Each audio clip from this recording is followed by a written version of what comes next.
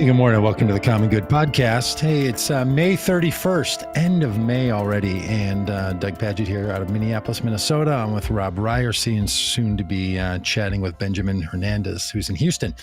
Hey, we've been off, not off. We've done some different things for the last week here on the podcast and live stream. We hope you've kept up on it. We've tried to keep you up to date. Some more podcasts coming from what happened last week, so stay tuned to all that, y'all. But a lot going on in our world. Rob, it's hard to believe that it's been 1 week ago today that we heard the story of an 18-year-old murdering 20 people, including 17 children at the Robb Elementary School in Uvalde, Texas, just outside of San Antonio. And 17 days ago, since an 18-year-old took a very similar rifle to a supermarket in Buffalo, New York, and murdered people. And these are heavy days and heavy times that are going on. So we're going to be talking a bit about that today. I was in Houston and did some actions at the NRA. We'll share some of that story. And Benjamin Hernandez, who lives in Houston, is going to be with us. He also personally confronted Ted Cruz and asked him why he doesn't support legislation that would protect people in this country. So that's going to be our conversation today. But as we always do, hello, Rob. And how's the weather out there? It's lovely here in Minnesota. Sun is going to be shining, a light breeze in 70 degrees. Good morning, Doug. You ever have that moment where you are just, scrolling social media or whatever, and you suddenly see your friend going viral? That's kind of a bizarre moment, but so I'm excited that I've known Benjamin for a few years and looking forward to having a conversation with him about what happened in that restaurant with Ted Cruz that I'm sure most people have seen, because when you go viral, that's what it's. The weather's fine. It's starting to get hot, but it's been unendingly windy here in Arkansas, and frankly, I'm just tired of the wind. I would like it to just be calm for a day or two, but but these are very minor complaints given what's going on in the world. I feel kind of bad complaining about the weather. And that we're launching into summer. Yeah. All right. Well, okay. Let's talk with Benjamin. Hey, Benjamin. Thanks for joining us today. We're going to play the video of your action, but I'd love for you to describe it a bit. Tell us what happened and who you are, first of all. Just a guy trying to make good. You're on a top-notch social media company, and all of a sudden you find yourself in a situation where your voice needs to be shared to Ted Cruz.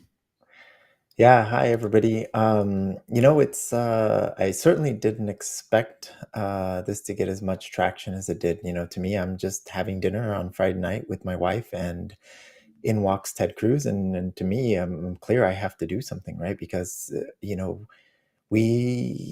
are families that are going through a tragedy right now in our state, and for Ted Cruz to go to the NRA convention like nothing, culture that place that celebrates the gun culture and blocks legislation that could prevent some things like this, and then just walk into dinner, I'm like, I have to do something. So to me, it was just like, I'm not sure that I was ready for it to go, around the world, but to me, it was just like, it's the thing that had to be done in the moment. Okay, so you're sitting in a restaurant. Your wife is with you. Is that right? Yep.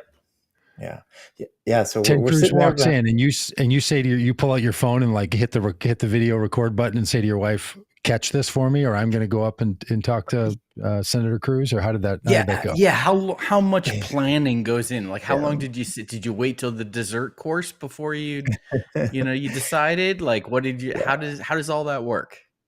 It's interesting. Let me take a step back. It's interesting because earlier in the week I had seen Beto O'Rourke confront Governor Abbott at a press conference, and I tweeted something to the effect of like, we need to confront all these hypocrites, like Beto O'Rourke did. But it's one thing to tweet, right? It's another situation now. Like, wait, when Ted Cruz walks into the restaurant where you're at, what are you going to do?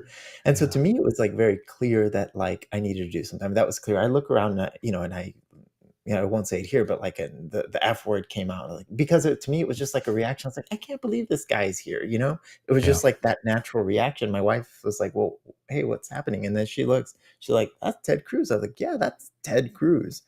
And so to me, you know, that's where I say, like, Ted Cruz has got to have, like, be the unluckiest guy in the world. One, because you're Ted Cruz, that's pretty unlucky. But two, because, you know, I also happen to be a board member of Indivisible Houston, and part of what we do is hold politicians accountable. Hmm. So the fact that the Yes. guy in a metro area of 6 million people chooses to dine at a restaurant at the same time where a board member of Indivisible Houston is at, I mean, come on. So I text my, you know, great.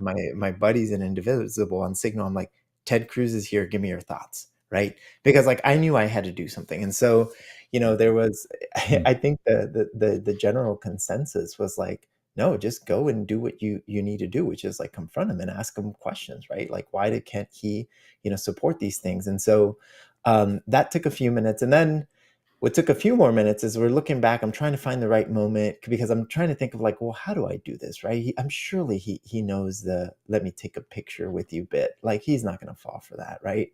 And so I'm like thinking, well, I do it this way? Do I do it that way? That part took the longest because I was like, how do I approach him? Until finally I decided, okay, I'm just going to go with the picture bit, and then but I'm going to try extra hard, right? And what I mean by that is I walk up to him. So there I take the, you know, the 5 or 10 steps to get to his table, and I lean in, you know, and I say, excuse me, Senator, I'm so sorry to bother you, but when you are done with your dinner, not now, like finish your dinner, because they had just served him. I was like, may I take a picture with you? You know, and he started to move. And I said, no, no, no, not now, because I'm hedging against, like, you know, I'm sure he's fallen for this bit before, right? So I just want to like go out of my way to be like, no, I'm a friendly, right? I was like, no, no, please finish your dinner first. And he's like, no, no, no, let's take a picture now. I was like, let's take a picture now. Okay, let's do it. So that's how we got to So, that okay. moment. So, Benjamin, is your stomach fluttering? Are you feeling the tightness in your throat? Are you swallowing harder than other? Like, what's going on at this point? Are you Yeah. just laser focused and comfortable? What's happening with you?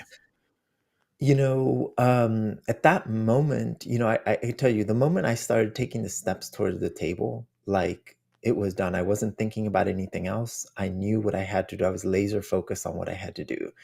Prior to that, yeah, y'all, heck yeah, I was nervous. I've never done anything like this before. You know, I told you I'm part of Indivisible, but like I'm behind the scenes guy, you know, board member, you know, help with live streaming stuff, like behind the scenes, right?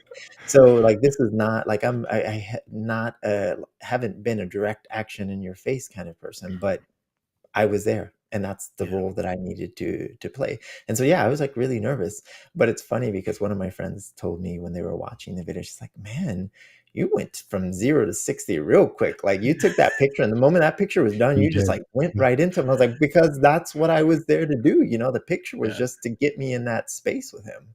But yeah, I was definitely nervous about the whole thing. Yeah. Okay. Benjamin, So let's watch. Can we watch the video, Rob, or do you want to say yeah. something more No, about it no, no, before no, we no. say it? Well, I Right. just wanted to say that, like, Benjamin, you are like you're a pretty soft-spoken guy. Like I've known you for a couple of years, and like I have never seen you loud or confrontational. Like, so this really seemed like completely out of character for you in some ways. You know, y'all, yeah, I mean, like there was like a lot of rage inside of me because, Mm, you know, when you know, every time one of these tragedies happens, right? In Texas, it's been Santa Fe, El Paso, Midland, you know, mm, Uvalde.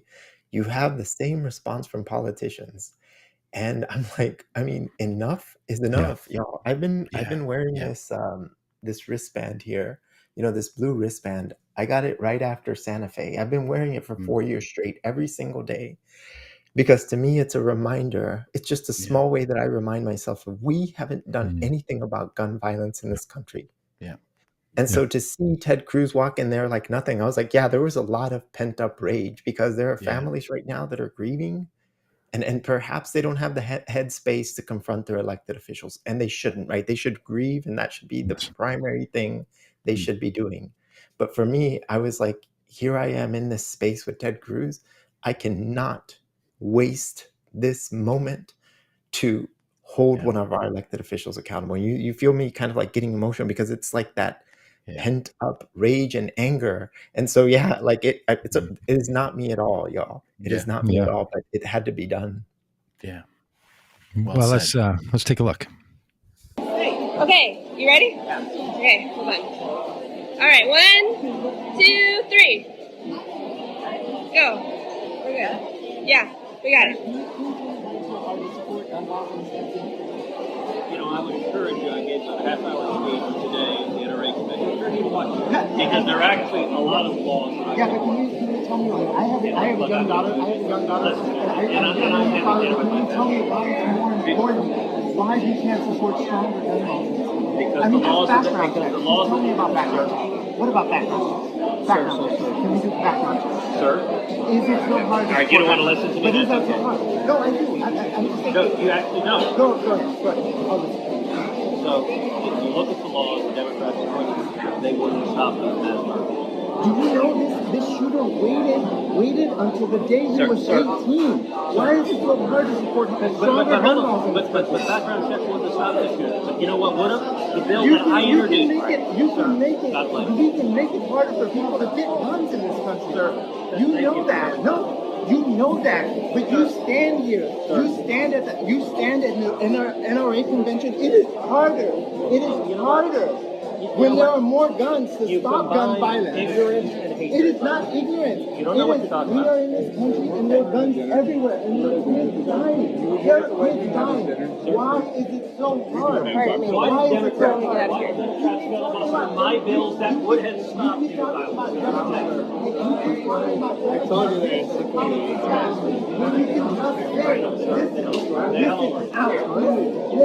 Why can't you just support stronger gun laws? I've introduced multiple.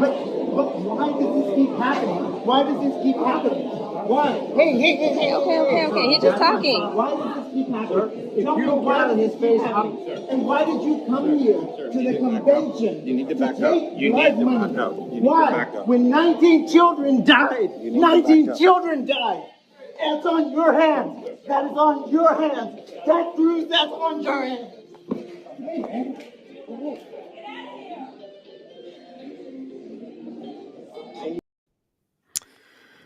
Wow. How does it feel? How does it feel watching that, Benjamin? It's painful. I was telling somebody yesterday, somebody asked us for a transcript of it, and I had to go back and watch it and sort of listen to it. It's painful, y'all. Yeah. What strangely isn't painful is when they're dragging me out, and that's not the painful part. The painful part to me, even right now, is just watching this politician, this person in power, just stand there like nothing and defend doing nothing. That's the painful part for me. And even when I'm watching it right now, I'm just like repulsed that like you can sit there, because what angered me the most about his answers is like he started to go into his canned answer. I had watched a clip of him earlier in the week talking to the Sky News reporter where he says, in that clip, he says, the proposals that the Democrats and the media and then blah, blah, blah. And then he gives me the same thing. So I'm listening to, I was like, wait, I just heard you. So all you're giving me is the canned response? Oh, hell no, right? And to me, I'm like, that's why I had to press him. I'm like, no, I don't want the canned response. I don't want the Democrats this or the Democrats that. I want Ted Cruz. Why can't you get on board with something so simple? So simple, right? And that's what I wanted an answer to. And that's what's painful about watching, and what angers me the most is they have no interest in doing this. They have no interest. And also, he starts talking to me about the, and I didn't catch on to this until yesterday when I was watching it. He says, what would have stopped this? My bills. Yes. I'm like, what the heck? What the heck bills have you? I was going to ask you what bills he was referring to. Do you know what bill he's referring to? I don't know. No, I don't know. I'm genuinely curious, because I'm at the point of let's try and do some things, right? So if you got bills, let's pass them, right? And then let's pass some other bills. I'm open to that. But I'm like, what bills, and why aren't you pushing for them? Now, I am loath to want to speak for Ted Cruz. I treasure the opportunity that you have had to speak to Ted Cruz. I think, though, from what I've listened to Ted Cruz, that his bills are harden the schools.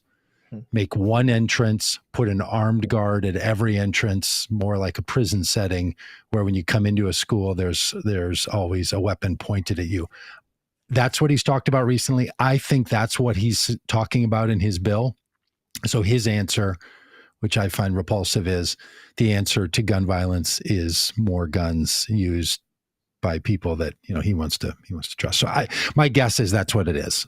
So I can't speak for him, but that's likely what's what he's got going on.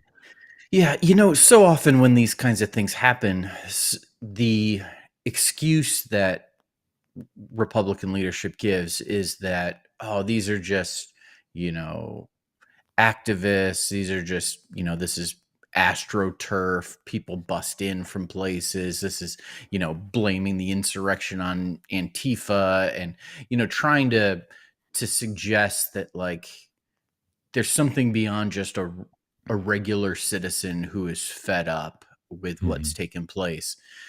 I mean, Benjamin, you're involved in politics, but you're not like a activist per se, and you are, we're going to talk about what Doug was involved in Houston over the weekend, from Minneapolis coming to Houston, but you're not a transplant. You live there. I mean, you're not just a random person confronting Ted Cruz. You're one of his constituents. He's supposed to represent you.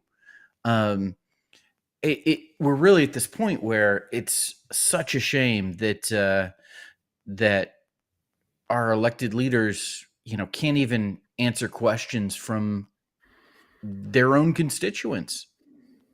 Yeah, Ted Cruz is like, people ask me, is that the right way to approach, a politician? Is that the right way to approach Ted Cruz? I'll tell you, I wasn't thinking about that. You know what I was thinking about? There are families suffering, and this is the moment that I have to confront somebody, because Ted Cruz, especially Ted Cruz, is known for not opening himself up. The guy doesn't hold town halls or forums where you can ask him questions. Try to get an appointment. He only takes appointment with friendlies. Indivisible, we got kicked out of his office in 2017.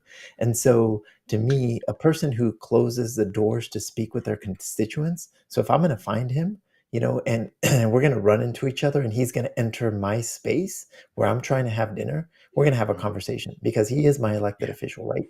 And I think there's another component to this.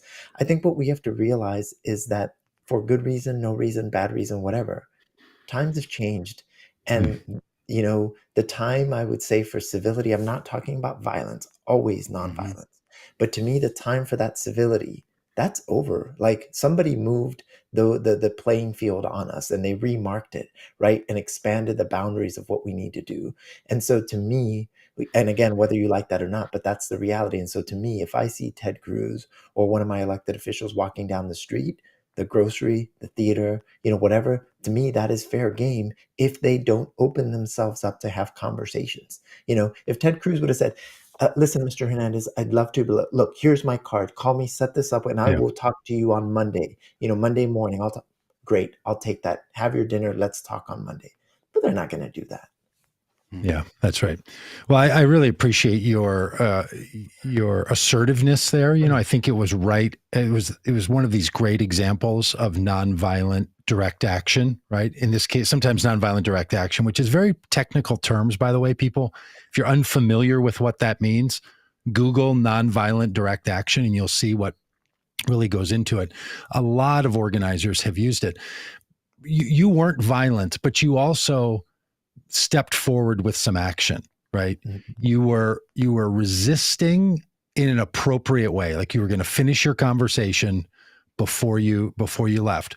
When those, I don't know if they were Secret Service or his own private security or people from the restaurant, it looked like there was sort of a gathering storm of people around you to move you away.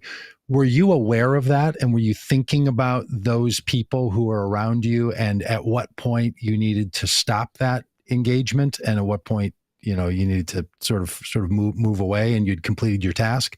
How was that going on in your mind?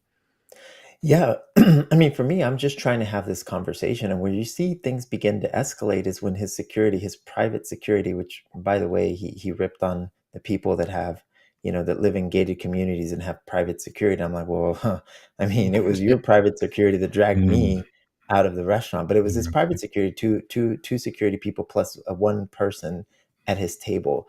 The restaurant management didn't step in. They walked over like briefly in the beginning, a guy in black, and then basically said, "Hey, sir, and I get that restaurants have to do that piece of it, but whether it had been there at the sushi restaurant or anywhere else, I would have confronted him." But to me, getting back to the point is that, it started to get more physical when they put their hands on me, right? I'm just trying to have this conversation with him.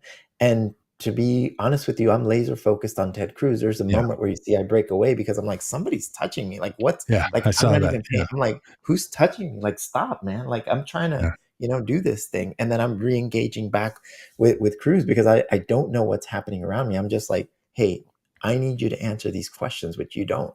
Now looking at the video, I know like those are the guys that pulled me out. But no, I wasn't paying too much attention to that. I was just trying to have the conversation and finish. Well, thank you for that work. Did they make you pay your bill? Could you come back in the restaurant, sit down, finish your stuff, get your thing together, sign your check, leave a tip, all that? Here's the other part of that too is Houston, by the way, for everybody is a great restaurant culture. We have great restaurants. We have great people in the service industry, and we love the people in our service industry. And as this was going down, I was like planning on like how to approach him and like do the picture bit and all of that. One thing became clear: I needed to ask for my bill because I didn't know if I was going to get a chance to sit back down. And I did ask for my bill. And then I gave a very large tip because, there was probably going to be, I was going to cause some disruption for our server. And I just want to be mindful of that, right? Folks who are working in the service industry, it's not their fault that Ted Cruz walks into the restaurant. And so to me, that was like a priority, is taking care of that. And I did. And then, sure enough, we didn't get to go back. In fact, we left our takeout, there on the counter, and we didn't get a chance to go back because we were kicked out. But, that is the least of our problems, so I'm glad that we got to take care of our server. And then, because we weren't let back in after that. We're out. We're kicked out of the door. Yeah.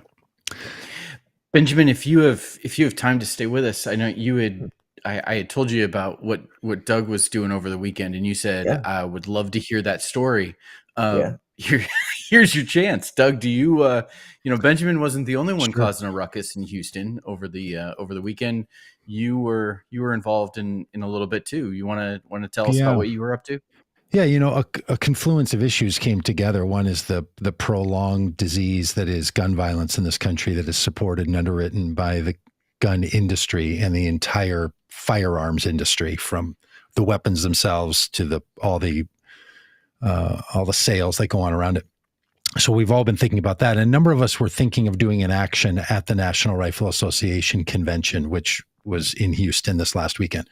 That was rescheduled from previously. So some of us were planning to go when it was scheduled a few months ago, and then had to make adjustments. I wasn't planning to go this time because it was on Memorial Day weekend. We had some family things.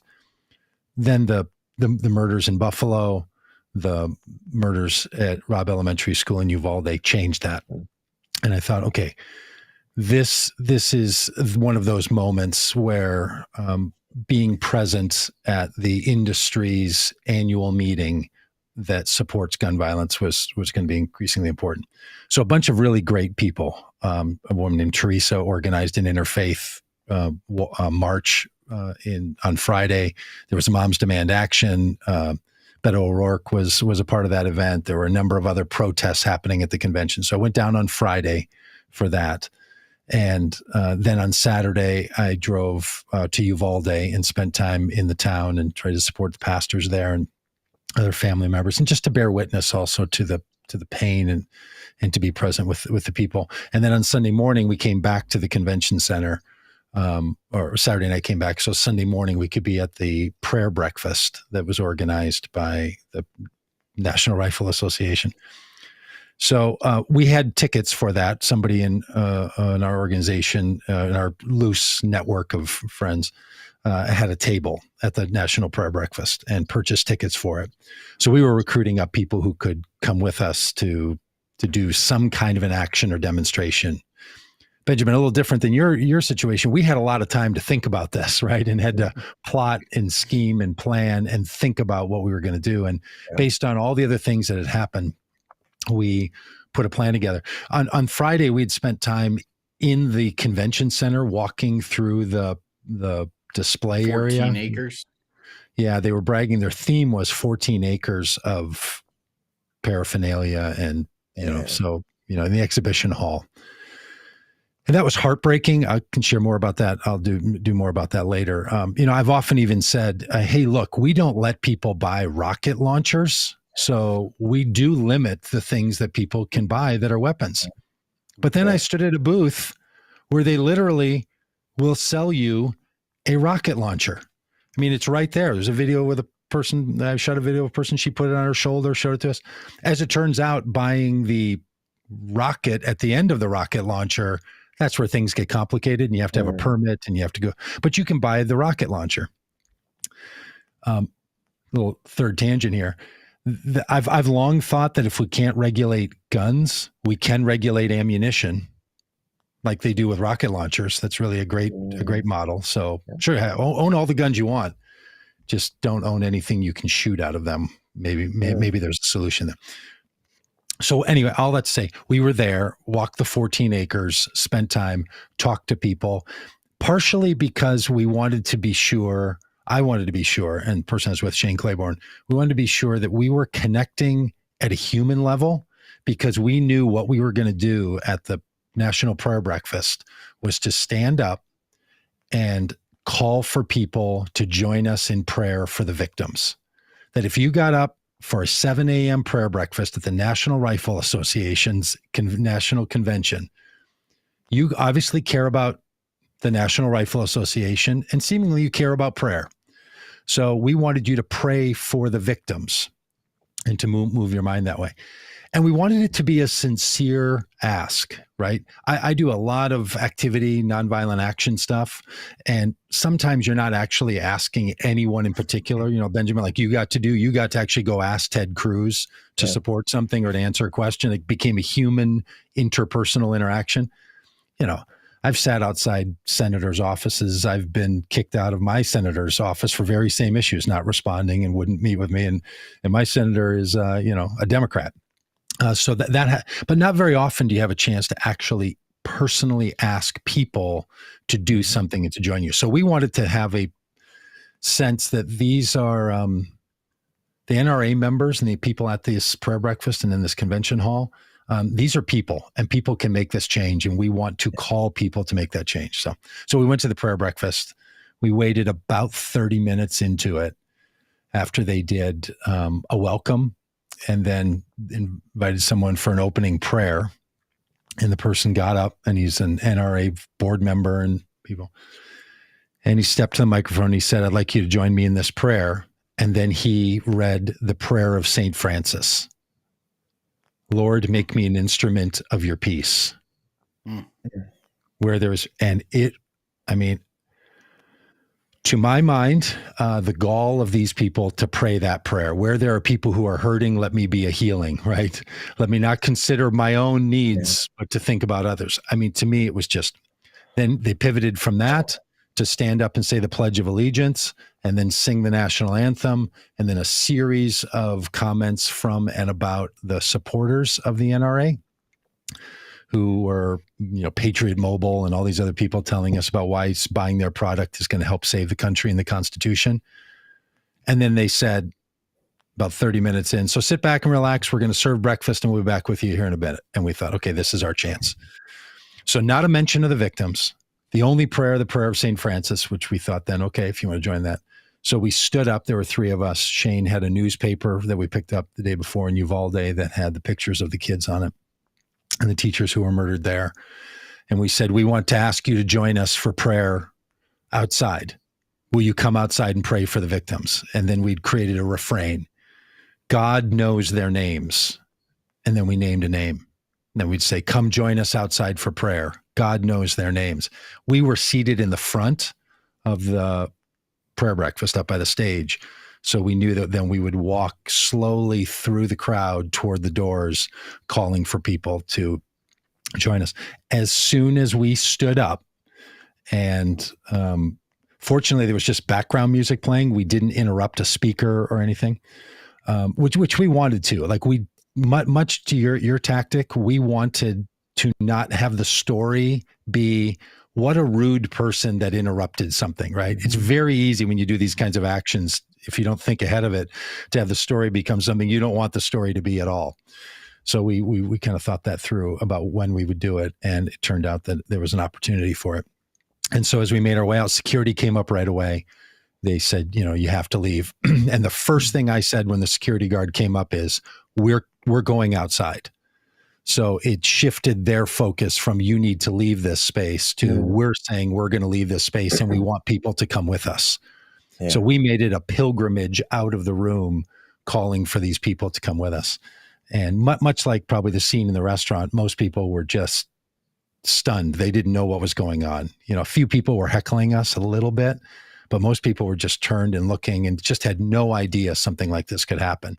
Because when you break that bubble a little bit that people are in, they don't know how to, how to respond. And that's what we wanted, right? We wanted that moment for that to happen. Got outside, security then read to us a statement that we were on private property and we were trespassing. And if we didn't leave, we were going to face arrest. And then we were escorted out of the building and then went outside and then prayed for the victims in Uvalde and in Buffalo by name, that prayer that we asked people to join us. And if you're wondering, did anyone get up and come out and join us? No one did. At the prayer breakfast, right? At the prayer breakfast. Yeah, they were. And we kind of, we're not being just snide, but also kind of trying to make a point. Maybe you can have a little more prayer before breakfast at the prayer breakfast. I get it that the breakfast is important, but, and the fact that frankly, even Donald Trump was scripted to say the names of the victims on Friday in his presentation. So we know that they are willing to say the names of victims, but they chose not to do it in the first 30 minutes at the prayer breakfast. I don't have full verification, but I also believe that they never did it anywhere at the prayer breakfast. They never talked about that. So that was our action. Yeah. And similarly, we recorded it because that was the point, much like you did. Like, we were recording it because we wanted people to feel like they could see it and feel like they were part of it. Did you think a similar thing? Oh, go ahead, Rob. Yeah, I was just going to say, if folks want to see all of this happen and see how it goes down, you can do that on our YouTube channel. There's a video of the action that Doug and Shane took part in. It's the Vote Common Good page on YouTube. Yeah, no, I'm glad that, y'all recorded it and putting it out, because I think, it's important that people see this, and I think also see themselves as active participants where they are in the world, because you're right. I think what I experienced at the restaurant too is the restaurant went silent there toward the end. It was really noisy in the beginning, but it went silent. And I think a lot of people, you're breaking this bubble or these norms. And I think a lot of people don't know how to respond. And I think, one of the things that we're going to do in a couple of days is, do a Facebook Live webinar with some folks and talk about, like, how do you challenge folks like this, right? Great. Because it needs to become more of the norm, because you're right. People don't really know how to react to what I do, but ultimately you got to break through that and say, well, what is right? What do I need to do? Hey, and I want to ask you another question, because one thing that on this, because you did this at the prayer breakfast, and I think you wanted to pivot to prayer for the victims, what just really just strikes me just so strange about this, especially the NRA or the Republican Party as it is now, is this is a group of folks that, say they uphold life, but in practice, their actions are anti-life. And to me, that's as a person of faith, as a Christian, that just bothers the heck out of me, right? Because I'm like, how can you support life or say that you support life, but all of your actions are against life. I mean, the prayer breakfast, what you're talking about, I'm like, it's a prayer breakfast, right? A lot of these folks, uphold and they, say, Mhm. what is it, the God first or and then country or whatever it is, right? But there's always a religious component to Yeah. this. And I'm like, Mhm. well, why isn't prayer for the victims something central that we're doing if that is Yeah. what you say your faith is, right? And I just find that really offensive as a Yeah. Christian. And so part of that was also inside of me when I'm talking to Ted Cruz, because I had seen them, in trying to strategize. I turned over to the table and I saw Ted Cruz and everybody at his party, bow their head to pray, something I do a lot Mm. when I go to a restaurant. I do that too, but I'm like, it just seems incompatible with like your Yeah. actions, right? Hmm. So anyways, I don't know. I just Yeah. find that really interesting, that dynamic that's going on. Yeah. I'm struck by your comments, and I think they're really insightful. And what comes to mind is the story of the conversion of the Apostle Paul when he is Saul, Mhm. right? And I think there's a reason why those stories get included in our narratives that we carry in a faith, because here you have a story of a person who was a Jewish leader at the time, and he thought he was doing the right things. He's even overseeing the execution of a follower of Jesus, this Stephen, right? Then he's walking on the road and has this vision. And in this vision, this voice says to him, "Why are you tormenting me?" The vision says to Paul, right? Jesus in the vision. Saul has this moment where he then is struck with the thing that I am doing is having the opposite impact of what I thought it was going to have. Mm-hmm. And then later, Peter has a very similar experience with a vision and something. And then he goes into the house of a Gentile and then has to say, "Now I see that God doesn't show favoritism. I had it backward." I think it's helpful to be reminded of these stories. I think we should tell one another these stories. Sometimes it's hard, though. It's hard for someone to confess their own, "I used to see it this way. Now I see it this way," right? I voted for George Bush twice, right? And I can describe why I did. And now I would not be a person who would do that same thing. So those conversion narratives, I think, are really important. We tend to get convinced that people won't change from their hypocrisy. A lot of times people don't know that they're being hypocrites. I promise you, the man sitting at the table, he just happened onto our table. We had a couple of open seats because heartbreakingly, we couldn't fill 10 seats of people who would show up at the prayer breakfast to do this Yeah, but action could with we us. could we just So get we into were- that guy's skin for a second? Like, so we were he's just 30%. Yeah. I mean, that guy, that poor guy, he's just, I don't know, Dan, can we show that? Can you show the picture that's got him in it? This poor guy, he's just getting up Yeah. to, have some delete. Can you take off the one? There we go. This guy with his, just drinking his cup of coffee there. Looks like he's about to put his head in his hands. Just, Yeah, if all you were to the watch tables the video, at the prayer breakfast, I that's had right. to end up with these rabble rousers. If you were to watch the video, you'll watch that guy just head goes down. He just does nothing but drink his water during this whole little episode, right? trying to slip away. But he's exactly the person, right? So this particular man from New York and goes to a Missouri Synod Lutheran church. His pastor was razzing him about missing church on that day. He told us a lot of stories about guns and how important they are. He has no idea what we're up to. Yeah. Shane's telling him that he lives in Philadelphia near the Camden neighborhoods, and this guy's talking bad about it. And Shane's like, "No, we just live places like everywhere where you love each other, And truly, the prayer of Jesus, "Father, forgive them, for they don't know what they're doing." It's a good one. And I'm not saying that people shouldn't know, or that I'm not giving people a pass for not knowing. But I promise you that person, he has no one in his life who he trusts, who he knows, who's telling him these things. He told us that, right? Shane even had, we have these little tracks there that like have a picture of an AR-15 on the front and then a cross, and it says you have to choose which one. And it's like a Bible tract, but made to convert people away from supporting guns. He gave these to the guy. The guy's looking at him and he can't quite even, he's thinking these guys must be support. He can't quite put the pieces together, not because he's not bright. As it turns out, that particular guy works in the biomedical field, and oversees vaccine distribution for COVID.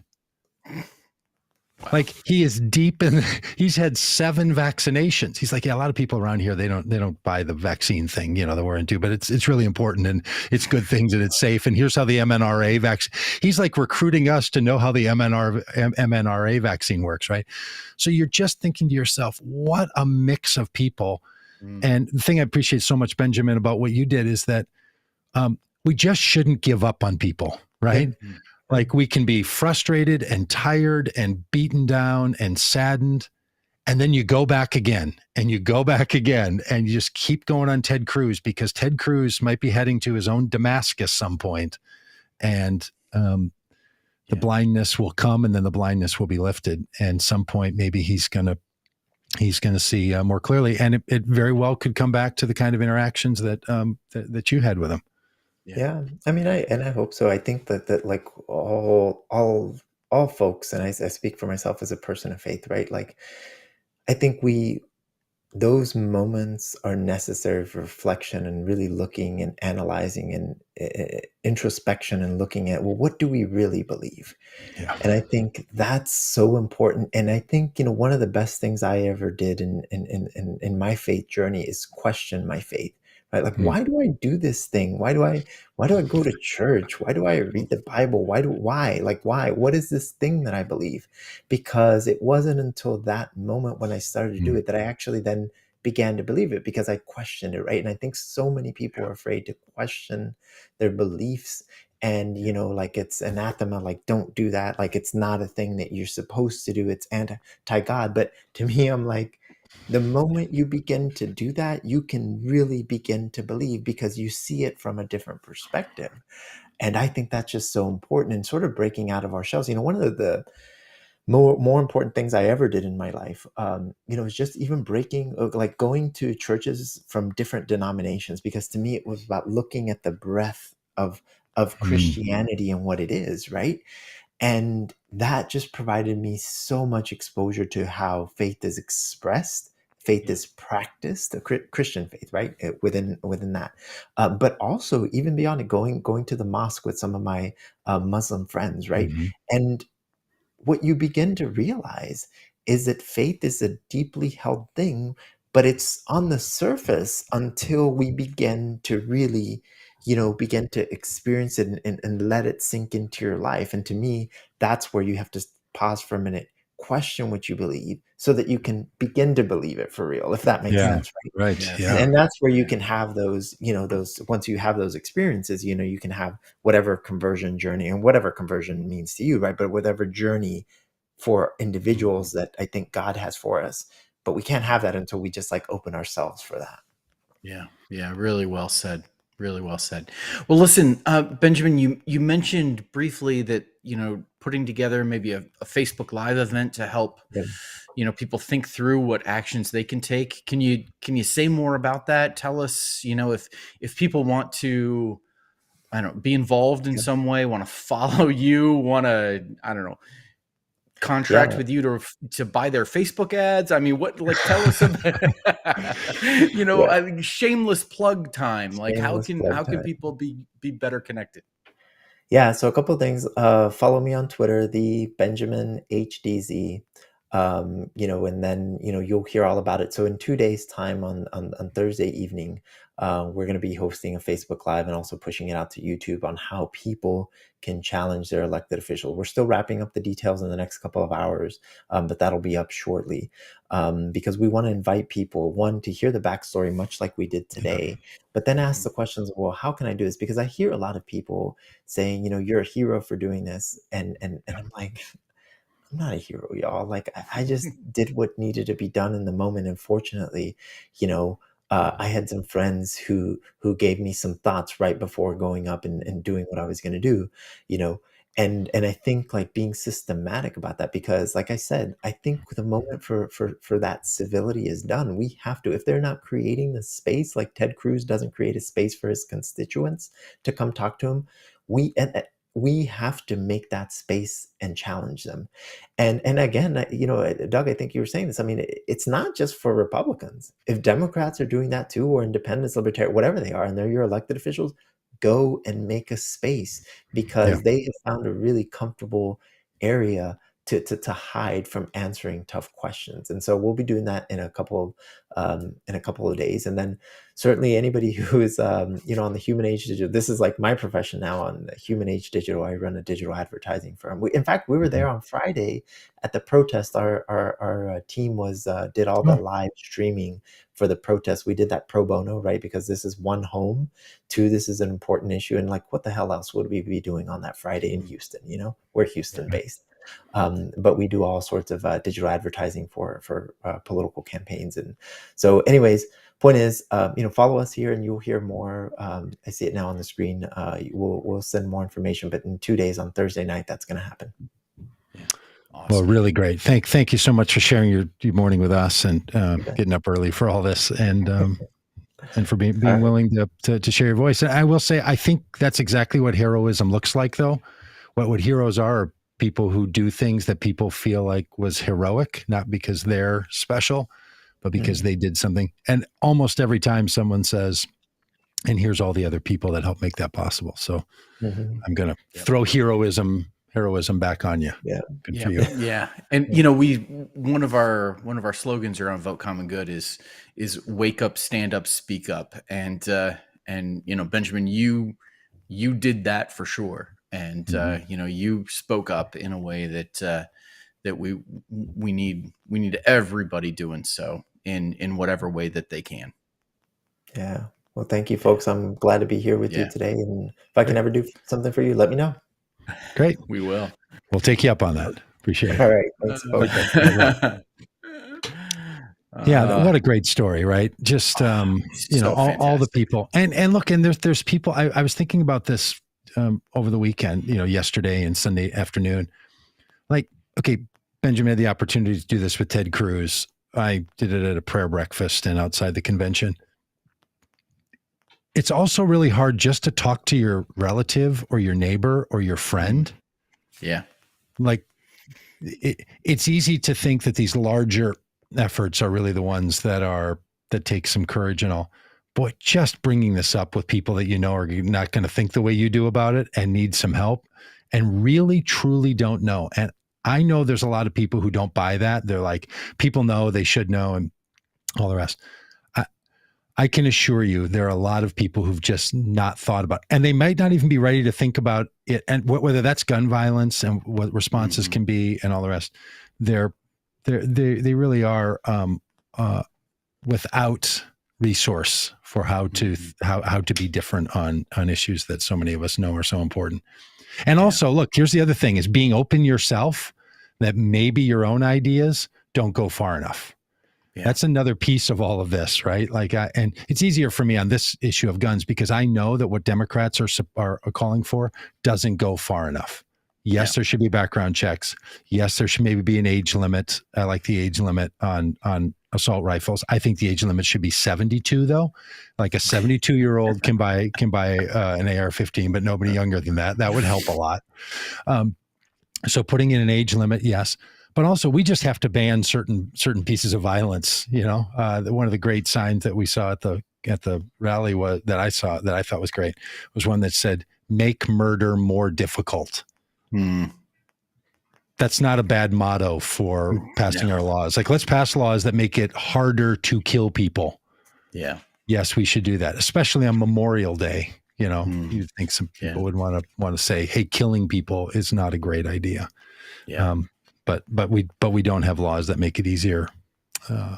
Unfortunately, we have people that continue to believe. And look, I know people, loved ones of mine, family members, who believe that the way you protect people from gun violence is to give more people guns. Yeah, they're wrong about that. We need to have that conversation and engage on it. But they really do believe that that's the way forward. Yeah, for sure. Well, Rob, we try to talk about politics a little bit here. Anything else on the politics side we need to talk about? I know there's some legislation coming tomorrow. Is there, do you know, is tomorrow one of the two, or is today one of the Tuesdays where there's a primary, or are they off because no one would put it on the Tuesday after Memorial Day? because I everyone honest- thinks it's Monday.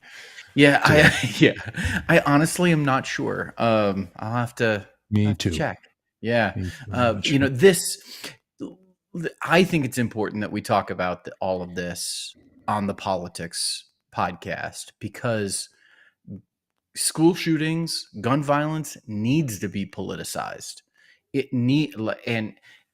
mean, school shootings need to be politicized, because the remedy is will come about through the political process of passing new laws, and that requires getting people elected who will pass those laws, and that requires being engaged in politics. And so this whole thing of the Republican strategy of shaming people by saying, "Oh, don't politicize the tragedy." Right. No, we have to politicize these things, because that's the process through which change can happen. I agree with you. And look, it's politicians' job to make a political solution to human dilemma. So if people are politicizing it, it might be because politicians aren't doing their part on this. Yep, there is some legislation. We should have an argument about that legislation. We should move it forward, and be reminded, it's not only people on the Republican side of the aisle who need to be moved on this issue. Yeah. There are people on every side of it, people that don't, elected officials, people that are partisan and not, people that are part of parties and people that are not part of the major parties, but caucus with them, both on the Republican side and the Democratic side. There are all kinds of people. This does not simply break red, blue, Republican, right, Democrat, even progressive conservative. Yep. It doesn't. We are not in agreement in this country about what we should do to solve for these mass murder occasions in the United States. And we need to talk about it more. And it's super hard. Like, I made a TikTok video about it this morning, and I'm like, God, it's so heartbreaking. I just, don't want to be the person that's just always talking about things that are so hard and so painful. You know what I'm saying? Like, there's just, and I'm willing to do it. Like, this is what I'm doing right now. We're doing it, and I'm sure people, if they were listening so far, they're probably comfortable with this, but if they scrolled along earlier, they're likely thinking, I just don't have the energy for it. I totally get that. Who wants to talk about murders? Yeah. I mean, now, correct myself here. Crime drama podcasts about murders, the #1 selling podcasts. So I retract that. I hereby retract that statement. I disagree with that guy. Somebody should cancel that guy for having said that. No, people do want to talk about murders, but usually like unsolvable ones and a long time ago and some of the rest of it. It's when it strikes us personally and close to our hearts, it seems that we don't want to talk about it. Yeah. Hard things, but important things. Anything from you, Pastor Dan? Or Pastor Dan? Well, it's been a while. Anything from you, Producer Dan? No, I'm just glad we're talking about it, even though it's tough conversations to have. We need to be talking about it. We need to be working toward change. Listen, let me ask you, am I wrong? Like, you guys heard Benjamin talk. He's like soft-spoken, real deliberate. Would you have guessed that would be the guy that would be yelling at Ted Cruz in a restaurant? Yeah, he reminds me of those Enneagram 1s and 9s that are real soft-spoken. And then there's below the surface, there's just a little volcano, and it's ready to go. And so someone's outward affect. Like, look, I've watched a lot of people who are very out, and then they get into certain situations, and they, so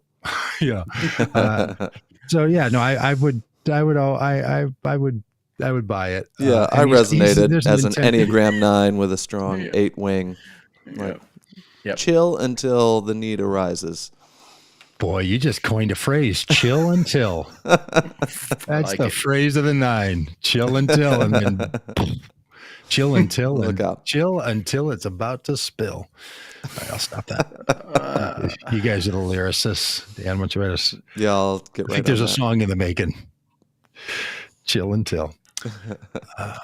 All right. Well, hey, good people. Thanks for following us. If you're watching this on Facebook or Twitter or Twitch, go over to YouTube. June 1st is tomorrow, and we might be making some changes. So keep up with us over there at the on our YouTube channel. We're trying to, and I'm just going to explain for one more time for people who care. One of the reasons is that the way social media works, social streams are a great metaphor. The word stream for what goes on there. It's like standing by a river or a babbling brook. And you see something come by and then it's gone, and something else comes by and it's gone. And that's how it's designed. That's how it works. That's why we scroll. That's why you update every day. If you've ever had to go back and say, hey, my friend posted a video 2 years ago or 6 months ago or a day ago, I need to go find it. And you start scrolling through their Twitter feed or through their Twitch feed or through their Facebook profile. It's really hard to find. YouTube is designed differently. It's designed where you can catalog and find things. That's part of the reason that we're wanting to move some of our video efforts over there. And we want to build an audience there. So if you will help us build an audience there, it helps us, because the algorithm just rewards people that have a lot of people paying attention. It's, it's pay to play over there, but not with money. It's with people paying attention. So if you pay your attention, it will produce an outcome. So that's why we're trying to do it, because it allows us to have a different kind of a stance. So, Yep. Get on over YouTube tutorial. You know what that reminds me of? Back in 2009, I just can't let you guys go. Back in 2009, 10, 11, 12, 7, 8, 9, Yeah. Tony, my business partner at the time, Tony Jones, and I, and personal dear friend, we started a business to run conferences and events, and we ran like Christianity 21 event and lots of these training events for leaders. We started a little side bit on that called social phonics, learning the language of social media and we train religious leaders and nonprofit leaders and stuff on how to engage in social media when so much of it was still fresh, and people hadn't been on YouTube and all this kind of thing. And we were talking about all that stuff that I just went on about right there. And the other day I thought, I've been on Twitter because I saw my profile, looked at my profile to change my profile picture, which I'd changed in a long time. And I joined in April of 2007. Thought, been on Twitter for 15 years. Oh, that's a trip. 15 years. Like, I graduated from high school in 1984, and 1969 felt like literally a lifetime ago. That's the amount of time between my high school graduation and the time I've been on Twitter. Wasted a perceived lifetime on the Bird app. On the Bird app. I don't know why I'm saying that. All that to say, if in, I don't know, a few years you haven't freshened up yet and tried something new, follow us over on YouTube. Maybe that's going to be a fresh bit. All right. Anything else? Nope. That's it. No, I'm good. Talk to you guys tomorrow. Talk to all of you tomorrow. Yep. See everybody Don't leave then. us hanging. Okay, bye.